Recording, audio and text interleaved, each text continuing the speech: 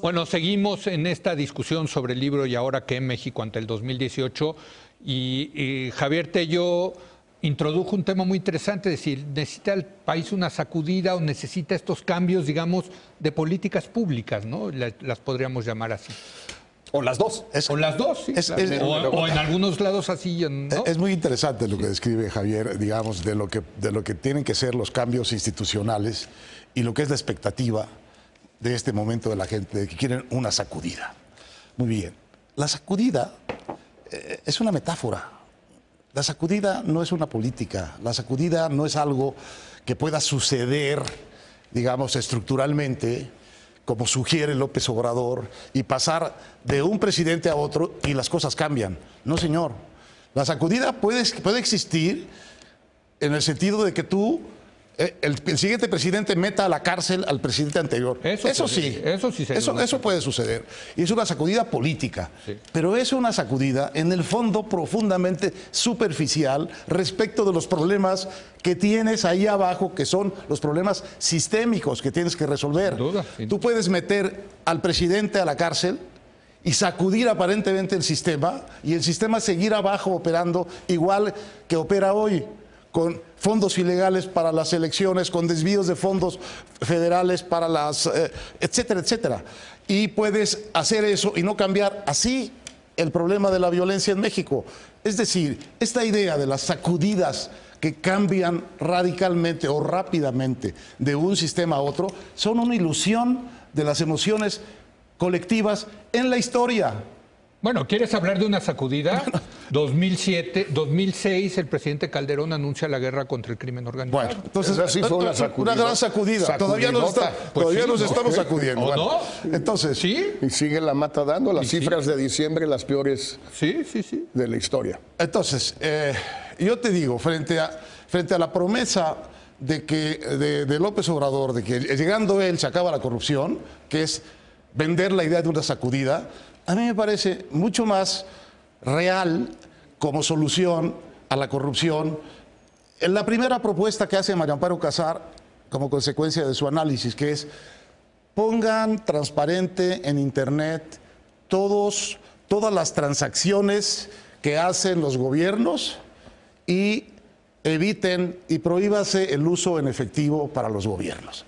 Eso, que hay que consensarlo, que no depende, eso puede ser una sacudida muy seria en el mediano y el largo plazo para el principal origen de la corrupción en México, que son los desvíos de los dineros públicos, porque hay mucho dinero privado y mucho dinero del crimen, pero el principal problema y todos los escándalos que conocemos puntuales, ¿de qué son? Sí. De desvíos de recursos públicos. ¿Tú querías decir algo de esto? No, creo que no, estoy totalmente de acuerdo en que ese es el tipo de propuesta que hay que ir impulsando. Ahora, algunas sí pueden representar sacudidas. Sí, claro. Pero, o sea, si se toman decisiones, las sociales, por ejemplo, o este tipo de cosas en materia de corrupción, o en materia de violencia, bueno, a ver qué es lo que se va a hacer para que esto disminuya. Bueno, en vista de que todo lo que se ha tratado de hacer ha fracasado. Bueno, yo creo que es una sacudida. A lo mejor la sacudida es para mal. Pero pues ahí no hay sacudidas y lo hemos discutido aquí muchísimo. Ahí es construir policías, fiscales, jueces, cárceles. Hasta ya suena aburrido. Todo el libro es de cambios institucionales y cambios en la política pública. Ninguno de esos cambios, como digo, es fácil, ni es por la voluntad del presidente, ni da resultados de la noche a la mañana. Pero si los haces, como dice Jorge, la transformación efectiva del país es mucho más profunda que lo que pueda darle una sacudida, en el sentido de que finalmente vamos a tomar revancha de estos que nos están explotando o robando. Es decir, la propuesta de cambio que está atrás de este libro es mucho más profunda, ensayo por ensayo, que todo lo que haya propuesto López Obrador. Eso sí. Javier. Digo, creo que valdría la pena regresar a este tema en algún momento. Anaya también propone, al parecer, una sacudida de algún tipo, habla de un cambio de régimen. No, Entonces, no lo tenemos al detalle, no sabemos bien. No. Bueno, pero ese discurso es claramente un discurso con un toque antisistémico y que claramente disruptivo. Yo sí insistiría en que no es o no necesariamente es un discurso demagógico. Y regreso al tema de Corral. Oye, pero no queda claro cuando hablan de cambio de régimen de qué están hablando. Del gobierno de coalición. El discurso... No, pero el gobierno de coalición está ya en la Constitución. Sí, hombre, pero no es de un un cambio gobierno régimen. de coalición que dé paso a un régimen semiparlamentario. No me queda claro. De eso están hablando. Están hablando de un concepto Y teórico. también está haciendo referencia o tratando de conectar con ese ambiente que hay allá afuera que está buscando una sacudida. Regresando al tema de Corral, las reglas, Volviendo a empezar. las instituciones, ahí estaban antes de Corral. Él llega y sacude con esas mismas reglas. Entonces tú puedes sacudir sin cambiar reglas, puedes sacudir cambiando reglas. Es decir, aquí sí hay un elemento de voluntad que es relevante. No digo que sea lo único que es relevante, ni siquiera diría yo que es lo más relevante, pero lo que sí insistiría es que no es meramente un discurso demagógico. Y creo que el contraste entre Yunes y Corral es muy claro. En el caso de Yunes y en su campaña era un discurso demagógico. En el caso de Corral parece ser que no. No, a ver, Yunes ya metió a la cárcel a su predecesor. Sí. Mucho antes que Corral. Sí. Pero yo creo que es muy distinto, lo que hablando de demagogia, él satisface esa demanda allá afuera con la foto detrás de las rejas, pero no es un proceso de investigación, no es un proceso de seguir las reglas, no es un proceso de fortalecer instituciones que están haciendo ese trabajo. Eso es radicalmente distinto lo que está pasando, creo yo, en el caso de Chihuahua, a lo que pasó en Veracruz, que fue por una investigación ajena. Yo precisamente ahí es donde te das cuenta que las mismas reglas no necesariamente llevan al mismo lugar. Sin duda. Que depende de quién esté ahí sentado y de su voluntad. Si quieren, y de si es o no un demagogo. Pasemos al caso Chihuahua, si les parece. Y rápidamente nada más decirle al público, recordarle que hay una investigación donde el gobierno de Chihuahua dice que se desviaron durante la época de César Duarte 230 millones, si no me equivoco, de dinero de la federación que llegó a empresas fantasmas, y de esas empresas fantasmas se habría ido el dinero a financiar campañas del PRI.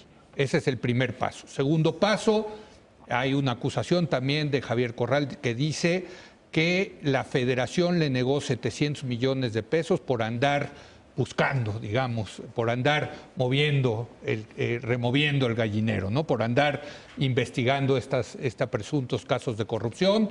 La Secretaría de Hacienda lo niega, dice que no tiene nada que ver, que no les hayan dado estos 700 millones de pesos.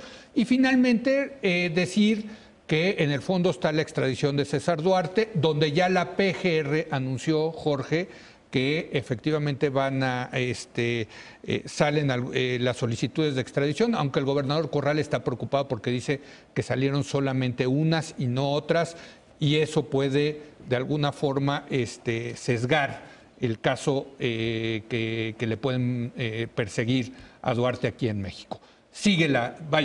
El tema de Chihuahua es muy importante, muy interesante. A mí me parece interesantísimo. Un primer punto que sí me parece que Corral ha señalado y que yo quisiera reiterar porque incluso me afecta en lo personal y creo que es importante subrayarlo. Una cosa es el tema Corral-Chihuahua y esta batalla que él está dando. Batalla a la cual se ha sumado mucha gente que lo apoyó en su campaña. Él lo que hizo en su campaña hace 2 años fue lograr un frente muy amplio, desde Cuauhtémoc Cárdenas hasta los empresarios quizás más conservadores que conocemos tú y yo de Chihuahua, aunque siempre muy amables y muy amigos. Sí, muy abusados. Muy abusados de primera. Bueno, pues es un espectro muy amplio. Eso lo reunió para su campaña y estos son más o menos los que están apoyando esta gesta, si se quiere llamarle así, de Corral. Y otra cosa... Esta es la causa anticorrupción. Anticorrupción. Esa es una. En Chihuahua, encabezada por Corral, esa es una. Y otra cosa es que algunas de las personas que participaron en esta coalición de campaña de Corral, después acudieron al encuentro Chihuahua que organizó Corral, de donde de alguna manera se dio el último jalón para el frente. Pero el frente y Corral son dos cosas muy distintas. Y yo creo que Corral ha tenido mucha razón en tratar de deslindar una cosa de la otra, y la gente del frente también ha hecho muy bien, pienso yo, decir, bueno, es una batalla de corral que se apoya, pero no es parte de la estrategia electoral del frente. Yo creo tengo que mis grandes dudas. yo creo la verdad. Ayuda. te ayuda, bueno, claro, te ayuda, nomás faltaba. Yo creo que hay Pero mucha son dos. comunicación, digamos. Pues, no, yo creo que hay menos de la que Sería parece. normal. Sí, Sería- sí, pero digo, es que la si no política es la te política. terminas en una situación donde es muy fácil para el gobierno y para Hacienda descalificar todo lo que está haciendo Corral como una mera maniobra electoral, cosa que no lo es, porque esto lo empezó a hacer Corral casi al día siguiente de llegar a gobierno. Empezó a investigar a César Duarte. Pero digamos Ahora, que le primer cae día. bien a la por campaña. supuesto que... A ver, Y yo diría que no tiene nada de mero que sea No tiene- una sí. estrategia política. Claro que no. Además Pero de es lo que correcto, ¿no? es importante subrayar, insisto, que esto empezó mucho antes de que hubiera frente, mucho antes de todo eso, porque Corral, a diferencia de los otros gobernadores electos en el 16, salvo Yunes, tal vez, por razones raras las de Yunes, pero los otros gobernadores no le han querido entrar. Incluso en el caso de Quintana Roo, pues También digamos, está preso, ¿eh? Está preso Está preso, Borges, y sí. hasta aquí ya todo. Queda un poco en el aire cuál fue el papel de Carlos Joaquín y del gobierno del Estado en buscar, en investigar y luego traer a Borges. Pero en fin, el hecho es que todo esto empezó a partir del 16 y no pertenece a la campaña propiamente tal, aunque desde luego que incide. Ahora, aquí se introdujo en el caso de Chihuahua un factor adicional, y que es la queja del gobierno del Estado diciendo que por haber procesado a Duarte y a sus cómplices en este supuesto desvío, Hacienda castigó al gobierno del Estado retirándole un dinero que tenía que haberle entregado. Y ahí dio el asunto un vuelco y empezó a hacer no solo una denuncia de Corral, sino un enfrentamiento. Un enfrentamiento del gobierno de Chihuahua con la Secretaría de Hacienda. Y tratándose de la Secretaría de Hacienda, estás hablando de la casa anterior del actual candidato del PRI. Por tanto, adquirió una incandescencia clarísimamente electoral. La confrontación porque la acusación es, yo aquí tengo preso a Alejandro Gutiérrez, que es el que recibió el dinero. Pero la otra parte del triángulo es Hacienda, cuando era secretario José Antonio Meade, y... No, era Luis Videgaray. Era Videgaray. O Luis Videgaray y, con 3 o 4 y meses. César Duarte, ¿no? Sí. De cualquier modo, entonces ya es un pleito no del gobierno de Chihuahua contra unos señores que desviaron dinero, sino es un pleito del gobierno de Chihuahua contra Hacienda y contra el gobierno federal. Y el candidato Meade Ahí se metió en la pelea y dijo que ese señor que estaba detenido había sido Torturado. sujeto a tortura. Bueno, involucra a Luis Videgaray y a Manlio Fabio Beltrones. Y a Manlio Fabio Beltrones. Pero esa acusación de tortura es muy importante. Si la hubo, como hemos dicho aquí, Sí, no, es eso. y es importante que haya una investigación sobre eso, no sé si la hay. Si la hubo, ese señor tiene que quedar libre. Porque elementales cuestiones de debido proceso y de garantías judiciales para los detenidos. De modo que entonces el caso Chihuahua empieza a adquirir como un carácter como de muestrario de corrupción, de relaciones discrecionales de Hacienda con los gobiernos estatales, Tortura, tú también lo mencionas. de tortura, Sí. de la discrecionalidad de la entrega de ese dinero, que es un dinero, por cierto, que Hacienda agrega discrecionalmente cada año después por encima de la ley de presupuesto del año pasado. Y luego está la otra acusación que le han hecho a Corral, que aparentemente no tiene que ver con esto, pero que obviamente ya es parte del pleito político, y es, ¿y usted por qué, en lugar de andarse ocupando de estas cosas, no se ocupa de la violencia de su Estado? Y es un hecho también medio sistemático que Sin duda. cada vez que hay un cambio de gobierno en un Estado, hay una epidemia de violencia, salvo en algunos estados, ¿no? Sí. Chihuahua estaba probablemente muy mal gobernado, pero en eso estaba razonablemente pacífico, ¿no? Lo que dice Eduardo Guerrero es que al haber alternancia se modifican los pactos que tiene el crimen organizado local con las autoridades locales y eso desestabiliza. Pero entonces la democracia va a ser el origen de nuestra violencia. Bueno, pues lo traen números, no sé si esa sea la explicación. No, bueno, y también han documentado muy claramente cómo se comporta la violencia en función de si el Estado es un Estado de oposición o del mismo partido que el partido en el gobierno, tanto en el sexenio de Calderón como en el sexenio de Peña Nieto. Entonces, claramente ese es un tema que hay que entender. Entonces, en cuanto a la violencia. Yo sí creo que esto tiene un valor de resonancia muy fuerte y desde luego también, Jorge, en la parte electoral. Porque a mí me parece muy complicado para el PRI en campaña tener a un gobernador de la visibilidad y de la voluntad de Javier Corral en un pleito de esa magnitud que les está diciendo esto sucedió y es culpa de ustedes, de su Secretaría de Hacienda y de su exgobernador y aquí están las pruebas. Y que ahí viene, por cierto, muy complicado. Viene en una marcha desde Ciudad y luego ahí ya empieza las cajas. Sí está politizado. Ahí ya empieza. No digo que no esté politizado. Sí, no, sí, pero esto empezó desde pero empezó, lo único que quiero subrayar es que empezó desde antes. Sí, son dos cosas distintas de inicio. Y quisiera simplemente agregar que sí aquí el detalle cuenta. Sí. Y en efecto son temas así técnicos a veces o semitécnicos que en muchas ocasiones no solo a la gente, no solo a nuestros lectores, sino a los que escribimos o comentamos o especulamos sobre todo, pues también nos da un poquito de flojera meterse al detalle, pero es importante hacerlo porque si no, las explicaciones que ha dado Hacienda pueden parecer verosímiles. Hacienda dice, ¿cómo? Si aquí le dimos toda esta lana a Corral y lo que es más, le dimos más de lo que le tocaba. Y Corral contesta, sí, nada más que esta lana de aquí no es esta lana de acá. Y la lana de acá es parte de un convenio que tú firmaste, Hacienda, el 14 de diciembre, donde me ibas a dar 700 millones de pesos para el ramo 23 y no me los diste. Las ampliaciones. Entonces, es una ampliación para el cierre, como todos los... Y además, soy el único estado, ahora resulta que Tlaxcala también, Tlaxcala parece que es un poco más pequeño que Chihuahua.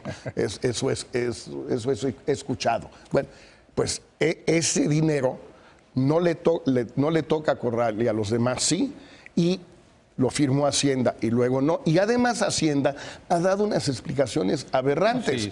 Y bueno, si queremos hablar del aspecto electoral de todo este pleito, pues se me hace muy interesante ver cómo la vocera que dio la explicación más cabal de parte de la Secretaría de Hacienda fue Vanessa Rubio, subsecretaria del ramo, que 3 días después renuncia y se va a la campaña de Mid, que tiene todo el derecho, desde luego, de hacerlo. Pero, en fin... Bueno, entonces sí es un pleito electoral. No, bueno, de fuertes implicaciones electorales. Por supuesto que Oye, sí. y las que vienen.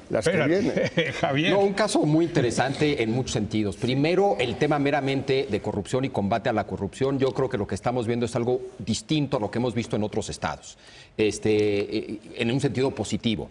Creo que es un retrato de lo que significa cuando hablamos de corrupción sistémica. Digo, ya lo habíamos visto en otros casos, pero ¿qué significa cuando alguien dice hay corrupción sistémica? Pues esto, que son redes y no una persona, que hay una cierta complicidad, incluso de la clase política en términos más generales. En fin, yo creo que lo que vemos una y otra vez en estos casos es lo que quiere decir corrupción sistémica. Creo que la parte de Hacienda habla de la discrecionalidad que hay en Hacienda, que es un tema en sí. Yo le recomiendo mucho el editorial de Gerardo Esquivel sobre este tema, que creo que es profundamente equilibrado. Termina diciendo, pues, ¿quién tiene razón, Hacienda o Corral? Pues un poquito los dos.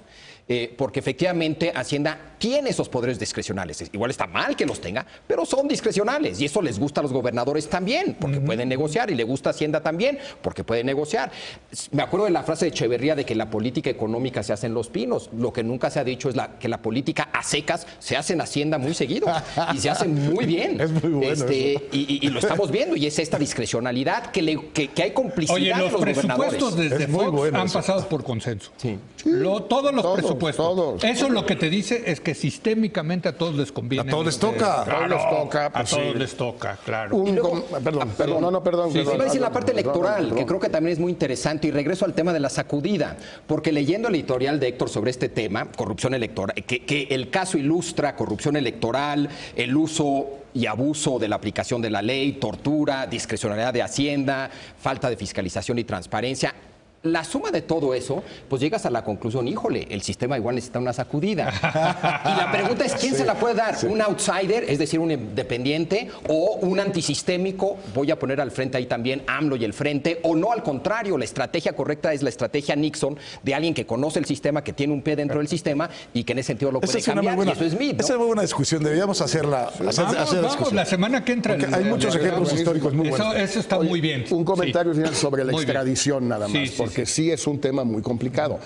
Primero porque en el fondo quien quiere la extradición no tiene derecho a solicitarla, que es el gobierno del estado de Chihuahua, que tiene que pasar por PGR y Relaciones Exteriores. Y hasta cierto punto PGR y Relaciones pueden hacerse tontos, cosa que han hecho desde hace 7, 8 meses, pero que ahora empiezan a tener que ir cediendo. Pero aquí hay muchas ambigüedades, empezando por anunciar que se va a pedir la extradición. No, no se pide la extradición, se pide la detención provisional para fines de extradición. Es decir, tiene que haber, Relaciones le tiene que pedir al gobierno de Estados Unidos, al Departamento de Estado, que expida el Departamento de Justicia una orden de arresto de César Duarte. Es correcto. Para fines de extradición. Ese es el primer paso. Ese es el primer paso. Es el primero. Y solamente lo pueden juzgar por eso. Porque eso es el delito. importante. O sea, primero, por ese delito. el gobierno de México presenta los delitos. Sí. Pide la detención provisional, un juez determina si hay suficientes bases para que en efecto por esos delitos, que además tienen que existir, tienen que estar configurados en Estados Unidos, no puede ser un delito a la mexicana nada más, tiene que ser configurado en el otro país, y entonces concede o no la extradición, y ahí es donde solo puede ser juzgado en México por los delitos que se presentaron en la demanda de extradición. Por eso es tan importante esto de que solo son 3 de 11. De que Javier Corral dice, oye, nada más presentaste 3 de 11, y lo más yo importante, quiero juzgarlo por los 11. Y lo más importante, yo pienso en esto de la extradición, y espero que así sea, es que Javier Corral pueda asesorarse de gente que ha estado metida en procesos de extradición aquí en México, es decir, en PGR o en Relaciones Exteriores, pues los últimos 20 o 30 años, donde todos hemos pasado por una enorme cantidad de controversias, de extradiciones, de firmas, de no firmas, el Chapo, en fin. Pero no regresa Duarte antes de las elecciones, ¿verdad? Por los tiempos. Va a ser muy difícil. Hay una manera que podría... Digo, porque eso sería otra vez regresando a lo electoral. Si quieres, puede ser una buena transición hacia Trump. A ver. Si el gobierno de Estados Unidos quisiera mandar a César Duarte a México ya, lo puede hacer mañana, porque estoy absolutamente seguro, y hay razones para pensarlo, que su situación migratoria en Estados Unidos es irregular. O sea, es irregular. Ya se venció su visa de turista. No tiene green card, no tiene residencia permanente. Está como turista, entonces. Está como turista, le dan 90 días o le dan 180, lleva 1 año y medio. Sí. O sea, pero quién sabe cuántas veces pasó a México. Puede, sí, pero ya una vez, 2 veces, 3 veces. Cuando llevas 1 año y medio viviendo en Estados Unidos con visa de turista B1, B2, estás claramente violando Así el trajeron la espíritu primera de vez de Guatemala al Chapo Guzmán, ¿te acuerdas? Porque no tenía por irregularidades. Lo dejaron en la frontera y vamos. Mañana el Departamento de Justicia o el Departamento de Estado puede mandar a César Duarte a México. No quieren hacerlo. Corral se lo pidió a la embajadora Jacobson hace 6 meses ya y dijo que no. No. I wonder why. I wonder why también. Sí. Sobre todo ahora ya con la famosa Granitsky Act, que es una ley del Congreso americano que obliga al gobierno de Estados Unidos a acusar a personajes culpables de corrupción, etc. Pero eso sería una decisión de Trump para fastidiar, obviamente, al gobierno y al PRI. Cosa que no quiere hacer. No. No ha querido. Por eso. No ha querido. Ahí es donde se pone buena la cosa. Se va a revaluar ahorita el peso. Ahora se pone buena la cosa. Vamos a hacer una breve pausa. Regresamos con Trump.